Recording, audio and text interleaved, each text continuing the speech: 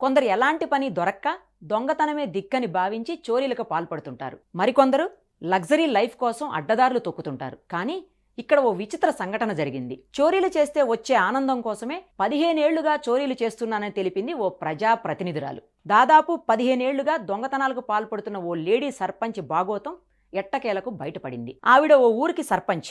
ఎంతో బాధ్యతగా ఉండాల్సిన సర్పంచ్ అమ్మగారు గ్రామంలో 15 ఏళ్లుగా వరుసగా చోరీలు చేస్తూ వస్తోంది. అయితే గుట్టుగా సాగుతున్న ఈ దందా ఓ మహిళ మెడలో 5 తులాల బంగారు గొలుసు మాయం అవడంతో ఒక్కసారిగా బయటకొచ్చింది. పోలీసులు సీసీ కెమెరా దృశ్యాలు చెక్ చేయగా సర్పంచ్ మేడం చేతివాటం చూసి షాక్ అయ్యారు. ఇదేంటని ప్రశ్నించగా దొంగతనం చేస్తే వచ్చే కిక్కే వేరప్ప అంటూ తెగ సిగ్గుపడిపోయింది.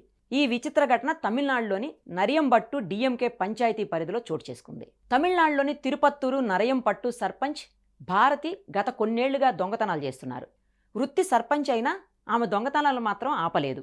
అయితే పేరు పలుకుబడి ఆమెకు సమాజంలో ఉంది, కానీ దొంగతనంలో ఉండే కిక్కే వేరు. అందుకే ఇలా చోరీలకు పాల్పడుతున్నట్టు పోలీసు విచారణలో చెప్పారట. దీంతో పోలీసులే విస్తుపోతున్నారు. తాజాగా ఆమె ఓ బస్సులో ప్రయాణిస్తున్న సమయంలో ఓ మహిళ మెడలో నుంచి బంగారు చైన్ కొట్టేయడంతో ఈ కథ అంతా బయటపడింది. తమిళనాడుకు చెందిన నరియంబట్టులో వరలక్ష్మి అనే మహిళ పెళ్లి వేడుకకి కాంచీపురం వెళ్లి తిరిగి రిటర్న్ బస్సులో సొంతూరు కోయంబేడుకు వస్తుండగా ఆమె మెడలోని 5 సవర్ల బంగారు గొలుసు మాయమైంది. బంగారు గొలుసు, ఉంగరం, గాజు వంటి 5 సవర్ల బంగారు ఆభరణాలు హ్యాండ్ బ్యాగ్లో ఉంచుకుంది. అయితే ఆమె కోయంబేడులో దిగి తన బ్యాగ్ చెక్ చేయగా అవి మాయమయ్యాయి.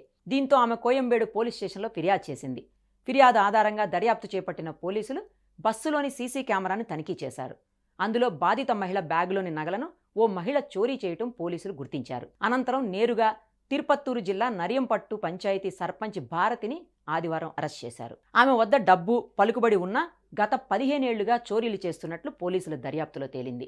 పైగా ఇలా దొంగతనాలు చేయటం వల్ల వచ్చే ఆనందమే వేరని, అందుకే తాను దొంగతనాలు చేస్తున్నానని చెప్పడంతో పోలీసులు కంగుతిన్నారు. అరెస్టైన భారతిపై వెల్లూరు, తిరుపత్తూరు, వృత్తంపట్టుతో సహా వివిధ పోలీస్ స్టేషన్స్లో దొంగతనం, హత్య, బెదిరింపులు సహా 10కి పైగా కేసులు పెండింగ్లో ఉన్నట్టు పోలీసులు వెల్లడించారు. అనంతరం పంచాయతీ సర్పంచ్ భారతిని కోర్టులో హాజరుపరిచి జైలుకు తరలించారు. ఈ దొంగతనం ఘటనలో పంచాయతీ సర్పంచ్ భారతి ప్రమేయం ఉందని తేలడంతో ఓటేసి గెలిపించుకున్న ఆ ఊరి జనమంతా అవాక్కయ్యారు. అయితే అన్నాడీఎంకే నాయకులు, బీజేపీ నాయకులు సహా పలువురు నేతలు దీనిని ఖండిస్తున్నారు.